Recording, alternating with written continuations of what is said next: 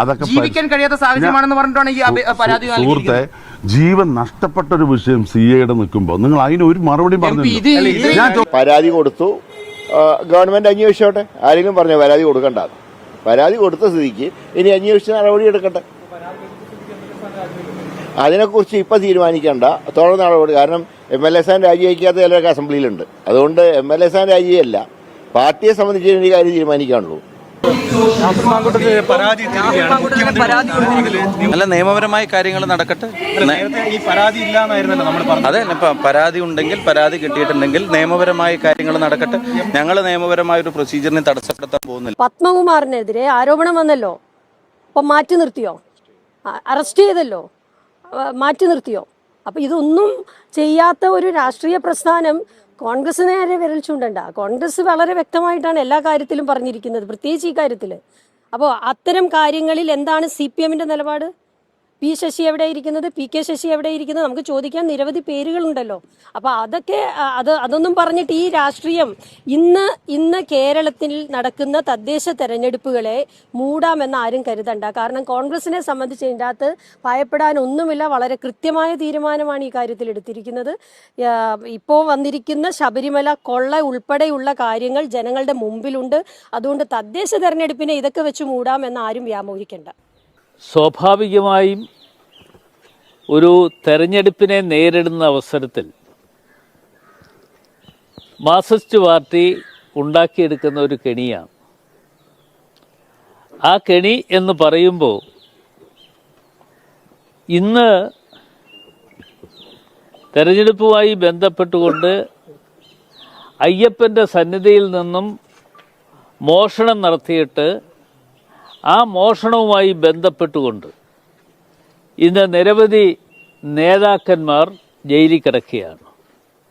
ജയിലിൽ കിടക്കുന്ന അവസരത്തിൽ ഇതൊക്കെ ഒന്ന് വഴി മാറ്റി വിടുന്നതിന് വേണ്ടി ഒരു പുതിയ തന്ത്രം മെനഞ്ഞിരിക്കുകയാണ്.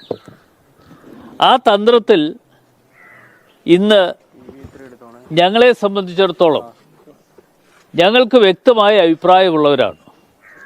ആ അഭിപ്രായങ്ങൾ ഞാൻ ഇന്നലെയും തുറന്നു പറഞ്ഞതാണ്.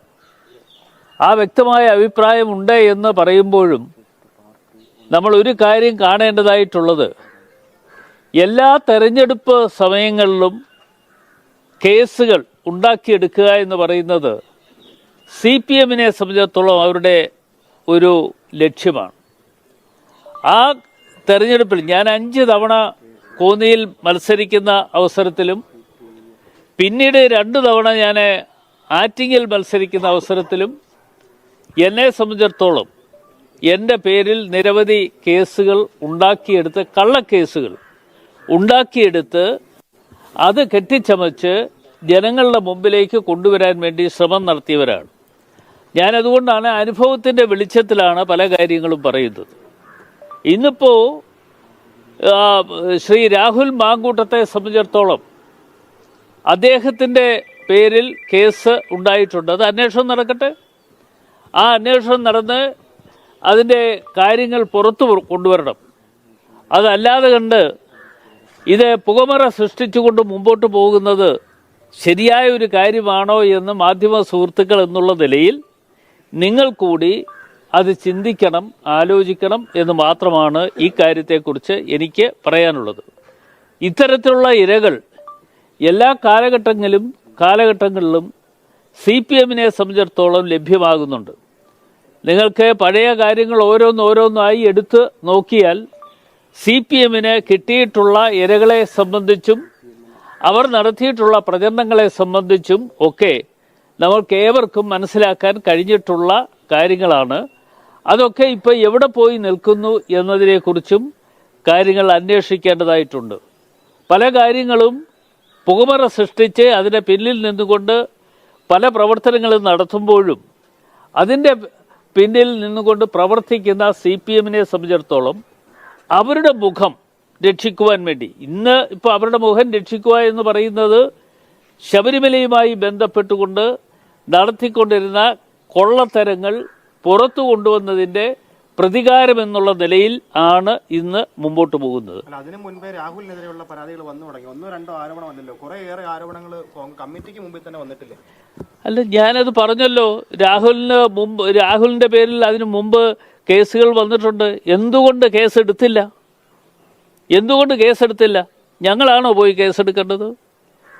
ഇവിടെ മുഖ്യമന്ത്രിയെ സംബന്ധിച്ചിടത്തോളം മുഖ്യമന്ത്രിയുടെ വീട്ടിൽ ഈ ഇര പോയി എന്നാണ് ഇന്ന് പത്രങ്ങളിലൂടെ വായിച്ചതാണ്, മാധ്യമങ്ങളിലൂടെ കണ്ട വാർത്തകൾ മാത്രമാണ്. അപ്പോൾ ആ ഇരയെ പറഞ്ഞു വിട്ടത് എങ്ങോട്ടാ? അദ്ദേഹത്തിൻ്റെ ഓഫീസിലേക്ക് പറഞ്ഞു വിട്ടു. ഇതെല്ലാം ഒരു സ്റ്റോറി ഉണ്ടാക്കിയെടുക്കുവാൻ വേണ്ടിയുള്ള ഒരു ഭാഗമായി മാറിയിരിക്കുകയാണ്. അപ്പൊ ഈ പരാതി കളവാണെന്നാണോ, ഈ പെൺകുട്ടി നൽകിയ പരാതി കളവാണെന്നാണോ പറയുന്നത്? പെൺകുട്ടി നടത്തിയ പരാമർശം കളവാണോ എന്നതിനെ കുറിച്ച് അന്വേഷണം നടക്കട്ടെ. ആ അന്വേഷണത്തിലൂടെ കണ്ടെത്തട്ടെ.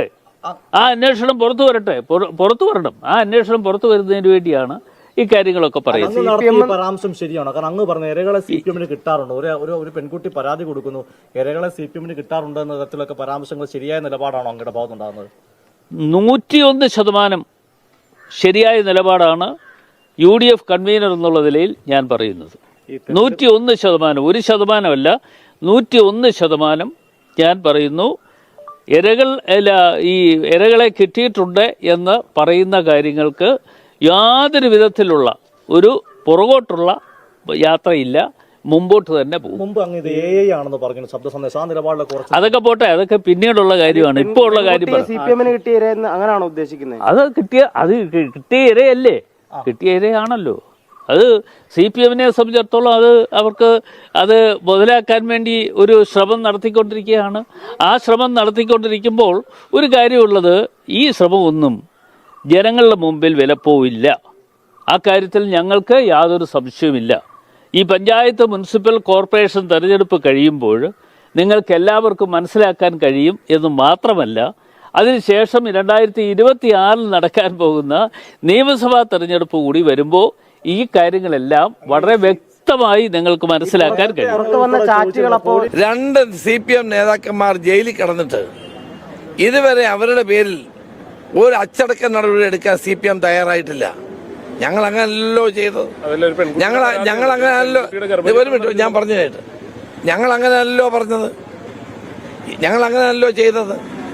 2 മുൻ MLA ആയ ശ്രീ പത്മകുമാർ, മുൻ എല്ലാ രംഗത്തും CPM-ന്റെ ഏറ്റവും ഉയർന്ന നിലയിൽ പ്രവർത്തിച്ചിട്ടുള്ള വാസു, 2 പേരും ജയിലിൽ കിടന്നിട്ട് CPM എന്ത് നടപടിയാണ് എടുത്തത്? CPM-നാണ് ഇരട്ടത്താപ്പ്, ഞങ്ങൾക്ക് ഒരു ഇരട്ടത്താപ്പും ഇല്ല. ഒരു പാർട്ടി എന്ന നിലയിൽ ഞങ്ങൾ സ്വീകരിക്കേണ്ട എല്ലാ കാര്യവും സ്വീകരിച്ചിട്ടുണ്ട്. അതിനപ്പുറത്തേക്ക് എനിക്ക് അതിനെപ്പറ്റി ഒന്നും പറയാം. പെൺകുട്ടിയുടെ ഒപ്പമാണോ അങ്ങടക്കമുള്ള നേതാക്കള്? നിയമത്തിന്റെ വഴിക്കുമോ? Law will take its own course. അല്ല, ഈ പെൺകുട്ടിയുടെ പരാതിയിലുണ്ട്. അല്ലല്ല, അങ്ങനെ കോൺഗ്രസിന്റെ ഒരു പിന്തുണയും കൊടുത്തിട്ടില്ല, ഔദ്യോഗികമായ ഒരു പരിപാടിയിലും ഇല്ല. അല്ല, ഇത്തരക്കാരെ കയ്യാമം വെക്കേണ്ടതല്ലേ? അങ്ങയുടെ ഒരു നിലപാട് എന്താണ്? ഇത്ര ഒരു പെൺകുട്ടി പരാതി പറയുമ്പോഴേ ഇത്തരക്കാരെ കയ്യാമം വെക്കേണ്ടതല്ലേ? അങ്ങേക്ക് അത് എല്ലാവർക്കും അവസരം കൊടുക്കും. അല്ല, ഞാൻ ഒന്ന് ചോദിച്ചോട്ടെ, അതിൽ അങ്ങേക്കൊരു തീരുമാനം? ഞങ്ങളുടെ നിലപാട് പറഞ്ഞതാണ്. ഇതിനപ്പുറത്തേക്ക് അതേ സംബന്ധിച്ച് എനിക്കൊന്നും പറയാം. അതിലൊരു പെൺകുട്ടിയുടെ പരാതി പറയാനുള്ളതെല്ലാം പറഞ്ഞു കഴിഞ്ഞു. ഇതേ സംബന്ധിച്ച് ആദ്യം മുതലേ ഞാനൊരു നിലപാടെടുത്ത ആളാണ്. അത് ആ നിലപാടിൽ തന്നെ ഉറച്ചു നിൽക്കുന്നു. അതിനപ്പുറത്തേക്കൊന്നും പറയാനില്ല. അതൊക്കെ വരട്ടെ, അത് വരട്ടെ.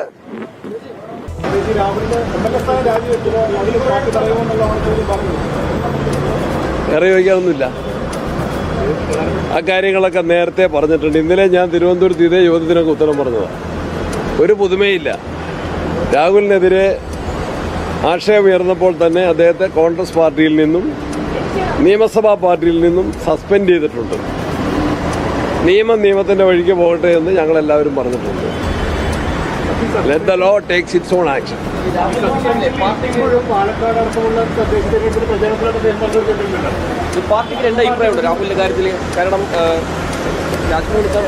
ഇപ്പോൾ ഗവൺമെന്റ് കണ്ടെത്തിയിരിക്കുന്ന ഒരു സമയമുണ്ട്.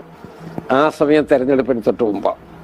അപ്പോൾ ഇത് തെരഞ്ഞെടുപ്പിൽ ഒരു ആയുധമാക്കണം എന്നുള്ള പ്ലാനോട് കൂടി അവരിങ്ങനെ കാത്തിരുന്ന് തെരഞ്ഞെടുപ്പിൻ്റെ പോളിങ്ങിൻ്റെ തൊട്ട് അടുത്ത തലേ ആഴ്ചയിൽ അവർ ഈ കേസ് രജിസ്റ്റർ ചെയ്യാണ്.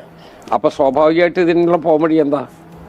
അവർ കേസ് രജിസ്റ്റർ ചെയ്ത് കഴിയുമ്പോൾ നിയമപരമായ വഴി, നിയമത്തിൻ്റെ വഴിയിൽ. കാരണം ഗവൺമെൻറ് ഒരു വഴി കാണിച്ചു കൊടുത്തു, എന്താ നിയമത്തിൻ്റെ വഴിക്ക് പോകണമെന്ന്. ആ വഴിയിൽ തന്നെയാണ് പോകുക. സ്വാഭാവികമായിട്ടത് നിഷേധിക്കാൻ ഒരു പൗരനും സാധ്യമല്ല. അത് ഇന്ത്യൻ ഭരണഘടന കൊടുക്കുന്ന ഉറപ്പാണ്. ജനവിരുദ്ധമായ നയങ്ങൾ അദ്ദേഹത്തിന്റെ പി അല്ല ഞാൻ. ഈ ജനവിരുദ്ധമായിട്ടുള്ള ഒരുപാട് നയങ്ങളുണ്ട്. ഇതാണ് ഇപ്പൊ അത് നിങ്ങൾ MLA യോട് ചോദിക്കും. അല്ലല്ല, ഇദ്ദേഹത്തിന്റെ ചോദ്യത്തിന് മറുപടി വരട്ടെ. ഓരോരുത്തരും സമ്മതിക്കും. MP ഓഫീസ് 9:30 മണിക്ക് തുറക്കും, വൈകുന്നേരം 5:30 അടയ്ക്കും. നിങ്ങൾക്ക് എന്താ ആവശ്യമെങ്കിലും അവിടെ വരാം. മറ്റു കാര്യങ്ങൾ എന്റെ പരിധിപ്പെട്ടതല്ല. ഇപ്പോ പാലക്കാട് ജില്ലയിൽ ഒരു മിനിറ്റ് പറഞ്ഞോട്ടെ. പാലക്കാട് ജില്ലയിലെ ഒരു CI ആത്മഹത്യ ചെയ്തു, സർക്കിൾ ഇൻസ്പെക്ടർ. അദ്ദേഹം കുറ്റം ആരോപിക്കുന്നത് DYSP ആണ്.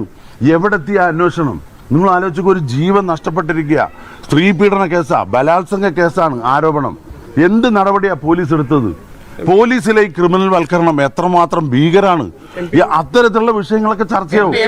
ജനങ്ങൾക്ക് അരി കിട്ടാൻ നിങ്ങൾ ആ വിഷയം ഏതെങ്കിലും തരത്തിൽ തിരിച്ചടിയാകും? ഒരിക്കലും ആവില്ല. ജനങ്ങളുടെ മുമ്പിൽ ഈ സർക്കാരിന്റെയും പാലക്കാട് നഗരസഭയിലെ അഴിമതിയും അരാജകത്വവും തമ്മിത്തല്ലുമാണ് പ്രധാന ചർച്ചാ വിഷയം. അത് നിങ്ങളങ്ങ് തീരുമാനിക്കല്ലേ. ഞാൻ പറയട്ടെ, അത് ഒരാൾ ഒരു ചോദ്യം, നിങ്ങൾ മൂന്നാളൊരു ചോദ്യം, ഇയാൾക്ക് ചോദ്യം മറുപടി പറയട്ടെ. അരുൺ, ജനം TVക്ക്. അതായത് നിങ്ങളാണ് കോൺഗ്രസിന്റെ സ്റ്റാർ ക്യാമ്പയിനർ തീരുമാനിക്കുന്നത് ആണോ? ഞാനൊന്ന് പറയട്ടെ. KPCC എന്നെയാണ് ചുമതലപ്പെടുത്തിയിരിക്കുന്നത് ഇവിടുത്തെ തെരഞ്ഞെടുപ്പ് ഏകോപനത്തിന്. അത് കൃത്യമായിട്ട് നടക്കുന്നുണ്ട്. അത് നിങ്ങളൊന്ന് പ്രചരിപ്പിക്കുമെന്ന് സഹായിക്കും. വേണ്ടാത്ത വിഷയങ്ങളിലേക്ക് മുഖ്യമന്ത്രിക്ക് പരാതി നൽകിയതിനോടൊപ്പം തന്നെ ഇപ്പോൾ കോൺഗ്രസ് നേതൃത്വത്തിന് പരാതി നൽകിയിട്ടുണ്ട്, രാഹുൽ ഗാന്ധിക്കും പ്രിയങ്ക ഗാന്ധിക്കും. അതിൽ തന്നെ ആ പരാതിയിൽ പറയുന്നത് ജീവിക്കാൻ കഴിയാത്ത സാഹചര്യമാണെന്നും പരാതി നൽകിയിട്ടുണ്ടെങ്കിൽ അതൊക്കെ ജീവിക്കാൻ കഴിയാത്ത സാഹചര്യമാണെന്ന് പറഞ്ഞിട്ടാണ് ഈ പരാതി സുഹൃത്തെ. ജീവൻ നഷ്ടപ്പെട്ട ഒരു വിഷയം CIയുടെ നിൽക്കുമ്പോൾ നിങ്ങൾ അതിന് ഒരു മറുപടി പറഞ്ഞു. ഞാൻ പ്രതി DYSP ആണ്, ഇതേ പോലീസാണ് പരാതി സ്വീകരിക്കുന്നത്. ആ DYSP കുറിച്ച് നിങ്ങൾക്ക് ഒന്നും പറയാനില്ല. നിങ്ങളൊരു കാര്യം ഒരാളെ ചോദിക്കാത്ത ഞാൻ സംസാരിക്കാം, അല്ലെങ്കിൽ ഞാൻ പോകും. ഒരാൾ സംസാരിക്കും. നിങ്ങൾ എല്ലാവരും കൂടി എന്താ അരച്ചു കയറുന്ന കണ്ടു കഴിഞ്ഞാൽ ജില്ലയിലെ ഒരു MLA-ക്കെതിരെയാണ് ഇപ്പോൾ ഈ പരാതി. അതൊക്കെ എല്ലാവർക്കും അറിയാം. MLA-ക്കെതിരെ ഈ MLA-ക്കെതിരെ പരാതി വന്നത് ഇക്ബാലെ, റിപ്പോർട്ടർ ചാനലെ ഇന്നലെയല്ലേ? നിങ്ങൾ 3 മാസമായിട്ട് ആഘോഷിക്കുകയല്ലേ? 3 മാസം ഇതിന് വലിയ സംഭവങ്ങൾ ഇവിടെ നടക്കില്ലേ? പത്മകുമാർ വെളിപ്പെടുത്തിയ തന്ത്രി മന്ത്രിയായിട്ടുള്ള ബന്ധമല്ലേ? എന്തുകൊണ്ടാണ് നിങ്ങൾ അത് ഹൈലൈറ്റ് ചെയ്യാത്തത്? നിങ്ങൾക്കൊക്കെ ചില രാഷ്ട്രീയ അജണ്ട. ഞാൻ സംസാരിക്കുന്നത് റിപ്പോർട്ടർ ചാനലിന്റെ ചോദ്യത്തിനാണ്. അതിന് കൃത്യമായിട്ട് മറുപടി പറയട്ടെ. നിങ്ങളിപ്പോൾ പറഞ്ഞ കാര്യം, പരാതി കൊടുത്തു എന്ന് പറഞ്ഞല്ലോ, നിയമപരമായിട്ട് അന്വേഷിക്കട്ടെ. പോലീസ് കോൺഗ്രസ് അല്ലല്ലോ, ഇവിടെ ഭരിക്കുന്നത് UDF അല്ലല്ലോ, LDF ഭരിക്കുന്നു. പോലീസ് നിഷ്പക്ഷമാണെങ്കിൽ നിഷ്പക്ഷമായ അന്വേഷണം നടക്കട്ടെ. അതിലെന്താ തെറ്റ്? ഞാൻ പറഞ്ഞല്ലോ, അതിനെ ന്യായീകരിക്കുന്നില്ലല്ലോ. നിങ്ങൾ ഞങ്ങളെ ഗൗരവം ഒന്നും പഠിപ്പിക്കേണ്ട. അത് നമ്മുടെ ചാനലിനെ ഗൗരവം പഠിപ്പിക്കുക.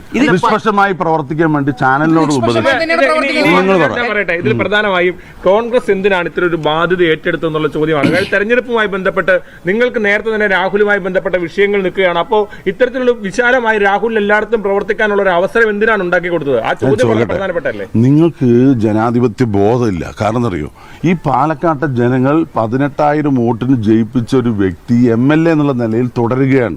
അതിന് നിയമപരമായി ഇപ്പൊ തടസ്സമൊന്നുമില്ല. ആദ്യം അത് മനസ്സിലാക്ക്. നിയമം നീതിയൊക്കെ നിങ്ങളങ്ങനെ തീരുമാനിച്ച് നിങ്ങൾ ചോദിക്കേണ്ടതാണ് ശരിയെന്ന് പറഞ്ഞാൽ ഇതൊക്കെ കേൾക്കുന്ന ആളുകൾ നിങ്ങളെ ചാനലിനെ കുറിച്ച് എന്താ ധരിക്കുക? ആദ്യം നിങ്ങൾ നീതിബോധത്തോടുകൂടി പ്രവർത്തിച്ച് കാണിച്ചു കൊടുക്കുക. ഞങ്ങളെ നിയമവും നീതിയും നിയമനിർമ്മാണവും നടത്തിയ കോൺഗ്രസിനെ വല്ലാതെ ന്യൂസ് മലയാളം പഠിപ്പിക്കണം. ഈ കേരള ഗവൺമെന്റ് തന്നെ ഈ പരാതി അന്വേഷിക്കാൻ പ്രത്യേക സ്ക്വാഡ് രൂപീകരിച്ചു. ബാംഗ്ലൂർ പോയി നാടിന്റെ എല്ലാവരും പരാതി ഉണ്ടോ എന്ന് അന്വേഷിച്ച് നടന്നു. ഇന്ന് വരെ ഒരു പരാതി കിട്ടിയില്ല. ഈ സമയം നോക്കി ഒരു പരാതി വന്നിരിക്കുന്നു. അത് ഗൗരവമായിട്ട് തന്നെ കാണണം. അത് അന്വേഷിക്കട്ടെ. കുറ്റക്കാരാണെങ്കിൽ അത് ശിക്ഷിക്കപ്പെടട്ടെ. നിയമത്തിന്റെ വഴി പോകട്ടെ. എങ്ങനെ തിരിച്ചടി വരും? ഈ സംഭവം ഇന്ന് നടന്നല്ലോ, മാസങ്ങളായിട്ട് നടന്ന സംഭവമാണ്. നിങ്ങൾ തന്നെ ആഘോഷിച്ച് നടന്ന മാസങ്ങളായില്ലേ? എന്തുകൊണ്ട് ഒരു പരാതി കൊടുത്തില്ല? കേരള ഗവൺമെന്റ് കഴിഞ്ഞില്ല. ഇപ്പോൾ സമയം നോക്കി ഒരു പരാതി വന്നപ്പോൾ അതിൻ്റെ ആ പരാതിയുടെ കണ്ടന്റ് അന്വേഷിക്കണം. അതിൻ്റെ ഉള്ളടക്കം എന്താണെന്ന് നോക്കണം. കുറ്റം ചെയ്തിട്ടുണ്ടെങ്കിൽ ശിക്ഷിക്കപ്പെടണം. ഒരു തർക്കം വേണ്ട. തെരഞ്ഞെടുപ്പ് പ്രചരണങ്ങളിൽ രാഹുൽ ഇറങ്ങരുതെന്നുള്ള KPCCക്ക് വിയോജിപ്പ് അറിയിച്ച ആളാണ്. മാത്രമല്ല മുമ്പ് ഈ ഉപതെരഞ്ഞെടുപ്പിൽ കെട്ടിയിറക്കി സ്ഥാനാർത്ഥി ഇറക്കുന്ന സമയത്ത് രാഹുലിനെതിരെ AICC കത്ത് കൊടുത്ത ആളാണ് തങ്കപ്പൻ. സ്വാഭാവികം തുടർന്ന് അങ്ങോട്ട് പാർട്ടി പ്രസിഡന്റ് ഏത് തരത്തിലാണ് നിങ്ങൾ കാണുന്നത്? ഞങ്ങൾ ഒരു കാര്യത്തിൽ കാണില്ല. അദ്ദേഹത്തിനെതിരെ ആരോപണം വന്നപ്പോൾ കേരള പ്രദേശ് കോൺഗ്രസ് കമ്മിറ്റി അപ്പം തന്നെ ഞങ്ങൾ മുകേഷിനെ പോലെയോ ശശിനെ പോലെയോ അല്ലെങ്കിൽ മറ്റേ വേറെ ആരെ പോലും ഞങ്ങൾ വെച്ചിട്ടില്ല. അപ്പം തന്നെ നടപടിയെടുത്തു. ആ നടപടിയെടുത്തു. അപ്പം അദ്ദേഹം പാർട്ടിയിൽ നിന്ന് പുറത്തുള്ള സസ്പെൻഡ് ചെയ്ത MLA ആണ്. പാർട്ടി പാലക്കാട്ടെ പരിപാടികളിൽ ഇല്ല അദ്ദേഹം പാർട്ടി പരിപാടി ഒന്നിൽ പങ്കെടുത്തെന്ന് പറ. ഞാനാണല്ലോ ജില്ലാ കോൺഗ്രസ് അധ്യക്ഷൻ. ഞാൻ പറഞ്ഞുതരാം. മണ്ഡലം പ്രസിഡന്റ് ഉൾപ്പെടെയുള്ള ആളുകൾ പങ്കെടുത്ത യോഗത്തിലായിരുന്നു. പറഞ്ഞുതരാം. എല്ലാം തെറ്റാണ് നിങ്ങൾ. ഞാൻ ഇപ്പോൾ കൽപ്പാത്തി തേര് കഴിഞ്ഞു. ഇപ്പോഴും ജനങ്ങൾ പിരിഞ്ഞിട്ടില്ല. അവിടെ പോയപ്പോൾ തേരല്ല കാണുന്നത്. അതിന് സമയം കഴിഞ്ഞു. അപ്പൊ മീറ്റിംഗ് കഴിഞ്ഞ് പിരിഞ്ഞു പോകുമ്പോൾ ആളുകൾ അവിടെ കൂടി നിന്ന് കയറിപ്പോയാൽ എങ്ങനെ പറയാൻ പറ്റും? പക്ഷെ നമ്മൾ മാധ്യമങ്ങൾ താഴെ ഉണ്ടായിരുന്നു. ഏകദേശം അരമണിക്കൂർ 1 മണിക്കൂറാണ്.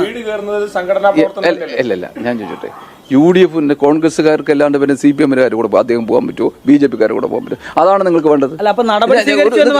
ഞാൻ ചോദിച്ചോട്ടെ, അത് നിങ്ങൾ പറയുന്നത് ഒരു ന്യായമില്ല. കാരണം ഒരു സ്ഥാനാർത്ഥിയോ ഇല്ലെങ്കിൽ സാധാരണ ആൾക്കാർ വിളിച്ചാൽ അതിന്റെ കൂടെ ഒരു 10-1 11 എന്നല്ലാതെ അദ്ദേഹം MLA പരിവേഷത്തിലൊന്നും അല്ല പോയത്. അദ്ദേഹം 10-1 വരും. അദ്ദേഹത്തിന് വോട്ട് ചെയ്ത ആളുകൾക്ക് വേണ്ടി അദ്ദേഹം പോയി കാണും. പക്ഷേ പാലക്കാട് നഗരസഭയിൽ ഉൾപ്പെടെ വലിയ രീതിയിൽ ഏറ്റവും കൂടുതൽ ഇപ്പോൾ VK ശ്രീകണ്ഠൻ MP അല്ലെങ്കിൽ തങ്കപ്പൻ ഇറങ്ങിയതിനേക്കാൾ കൂടുതൽ പ്രചാരണത്തിന് ഇറങ്ങിയത് കോൺഗ്രസ് സ്ഥാനാർത്ഥികൾക്ക് വേണ്ടി രാഹുലായിരുന്നു. ഇല്ല, ഞാൻ ചോദിച്ചേ, അദ്ദേഹത്തിന് ഈ സ്ഥാനാർത്ഥി നിങ്ങൾ പത്രത്തിൽ കണ്ടു, അദ്ദേഹം സ്ഥാനാർത്ഥി നിർണ്ണയിക്കുന്നത് ഒരു അവിടെ നിർത്തിയിട്ടില്ല. ഞാനാണല്ലോ കമ്മിറ്റി ചെയർമാൻ.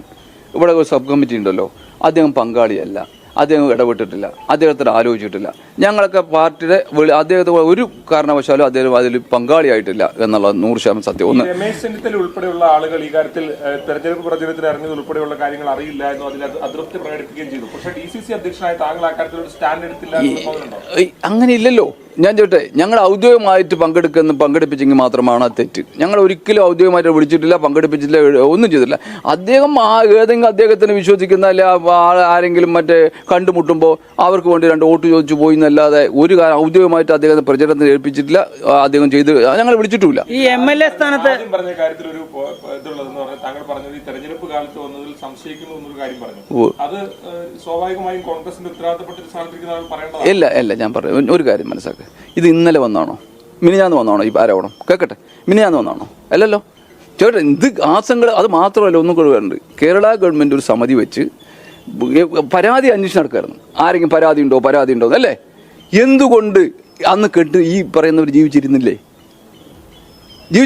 കൊടുക്കണ്ടേ? അന്തസ്സായിട്ട് ഉണ്ട് എന്ന് പറഞ്ഞാൽ അന്തസ്സായി പറയണ്ടേ? അവിടെയാണ് വേണ്ടത്. ഇത് ഈ സമയത്ത് നോക്കുമ്പോൾ അത് എനിക്കൊരു സംശയം. ഞാൻ ആ തള്ളിക്കളയുന്നില്ല, അത് ഗൗരവമായിട്ട് എടുക്കണം ആ പരാതി.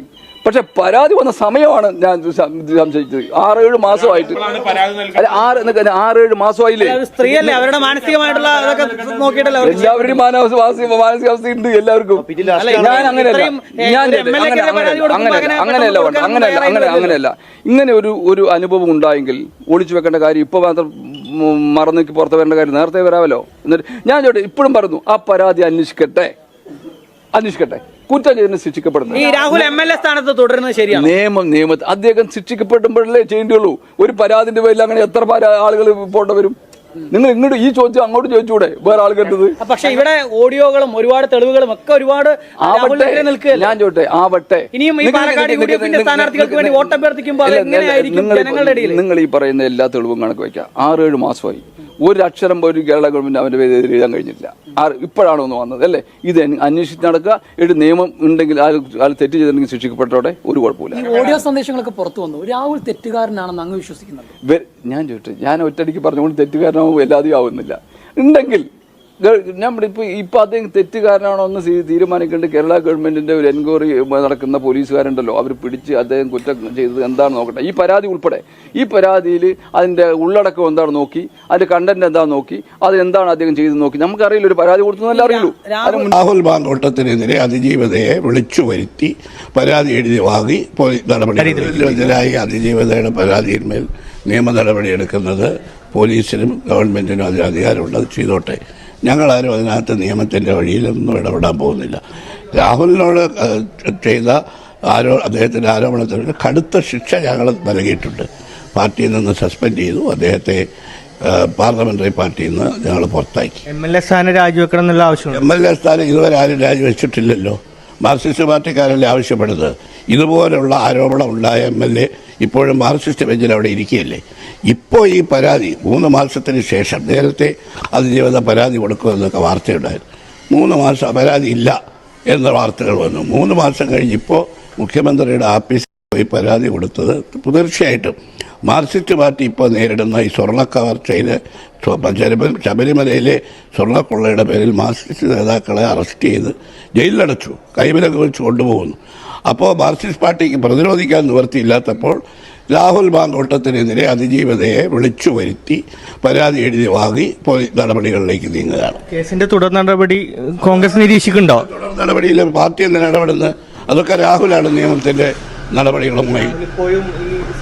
ക്യാമ്പയിനിലൊക്കെ സജീവമാകുന്നുണ്ട്. അല്ല, അദ്ദേഹം ക്യാമ്പയിനിൽ സജീവമാകുന്ന അദ്ദേഹത്തിന്റെ നിയോജക മണ്ഡലത്തിൽ പോകരുതെന്ന് വിലക്കാൻ ഞങ്ങൾക്ക് സാധിക്കുമോ?